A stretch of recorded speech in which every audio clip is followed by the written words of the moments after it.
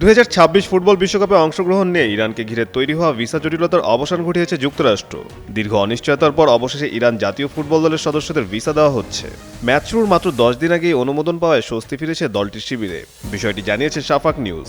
Visa অনুমোদনের দেরি হওয়ায় বিশ্বকাপের প্রস্তুতি পরিকল্পনায় পরিবর্তন আনতেও বাধ্য হয়েছে ইরান। মূলত যুক্তরাষ্ট্রের অ্যারিজোনায় ক্যাম্প করার কথা থাকলেও শেষ পর্যন্ত সেটি সরিয়ে নেওয়া হয়েছে মেক্সিকোর তিজুয়ানায়, এবং ইরানের 7 জন সেখানে পৌঁছানোর কথা রয়েছে।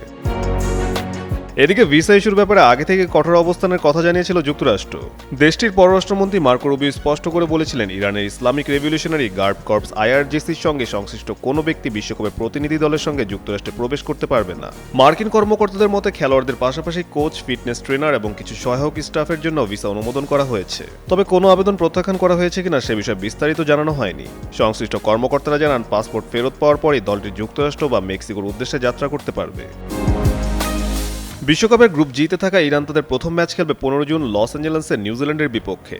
এরপর একই শহরে বেলজিয়ামের মুখোমুখি হবে তারা। আর গ্রুপ পর্বের শেষ ম্যাচে সিয়াটলে মিশরের বিপক্ষে মাঠে নামবে ইরান।